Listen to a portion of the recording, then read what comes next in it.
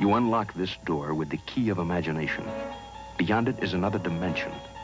A dimension of sound. A dimension of sight. A dimension of mind.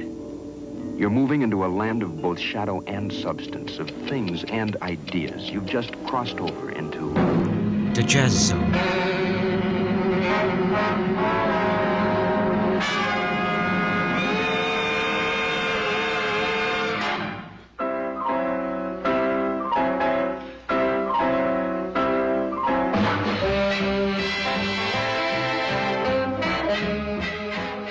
Are you a big fan of jazz? If so, you may have heard already of the great Duke Ellington.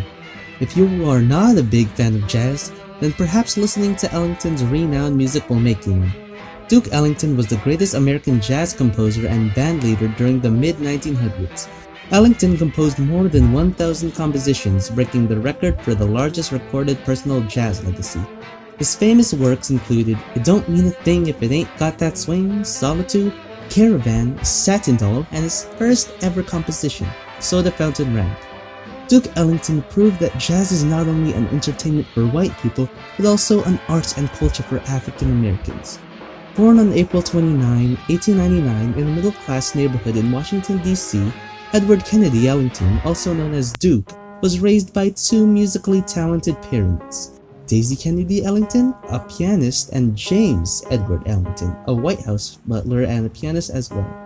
James Ellington, born in North Carolina, moved to Washington, D.C. in 1886, where he met Daisy Kennedy, who was born on January 4, 1879, and was a daughter of a former slave. Edward, taught by Marietta Clinkscales, began learning how to play the piano at the young age of 7. His mother, believing that Ellington should have a good demeanor and a sophisticated life, surrounded him with noble women. His friends, noticing his casual and graceful manners of a nobleman, began calling him Duke, hence the birth of the name of a legend. Ellington went to study in Armstrong Technical High School located in Washington, D.C.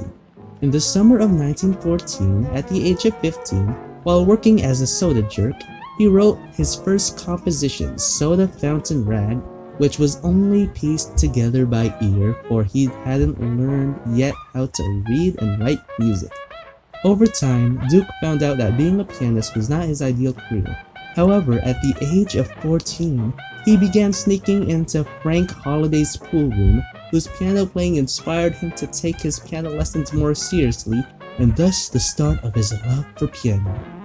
He dropped out of high school in 1917 and started pursuing a career in music. Despite being awarded an art scholarship to the Pratt Institute in Brooklyn, New York, Ellington followed his passion for ragtime and began to play professionally at the age of 17. In late 1917, Duke Ellington created his first own band, the Duke's Serenaders. Ellington and his band played in various areas in Washington, D.C. and Virginia.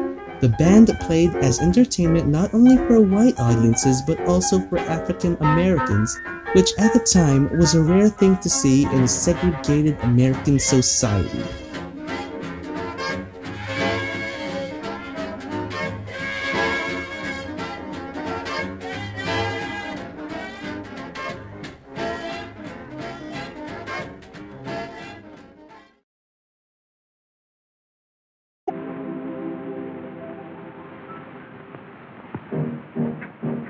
As a part of the Great Migration, Duke Ellington moved from Washington, D.C. to New York, where he worked with a band he later took over and renamed the Washingtonians.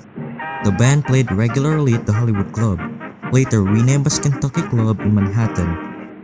In 1927, Duke Ellington and his band got a permanent spot at the famous Cotton Club, a jazz club of Harlem, New York, where he and his band became famous, as the Cotton Club regularly included them in regular broadcasts on NBC and attracted many audiences. Generally, Duke Ellington's contributions to the Harlem Renaissance came mainly from his playing regularly at the Cotton Club of Harlem. Later in the 1940s, he composed several masterworks including Concerto for Cootie, Cottontail, and Coco. Some of his most popular songs in his career included It Don't Mean a Thing If It Ain't Got That Swing,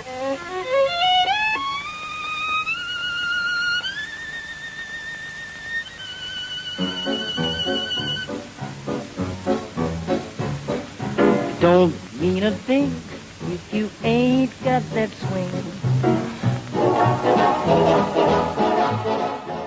Sophisticated lady,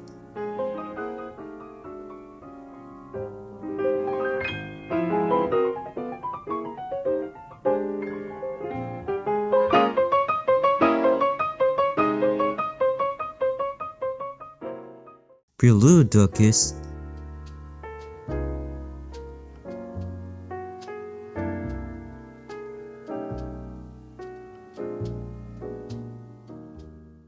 solitude,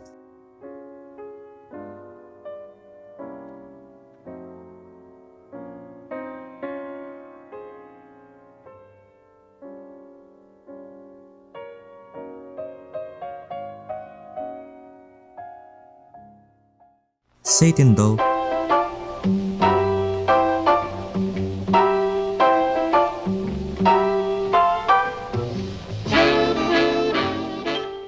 in mood indigo,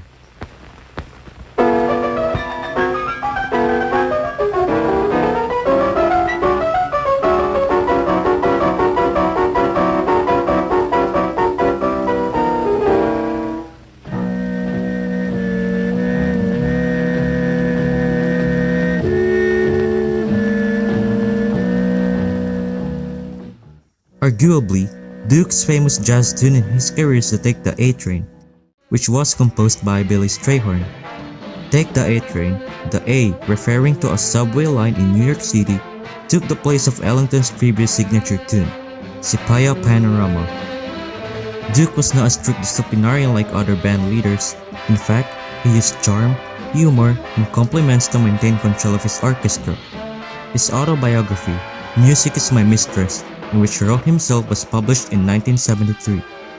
When he died on May 24, 1974, due to lung cancer and pneumonia, 12,000 people attended his funeral.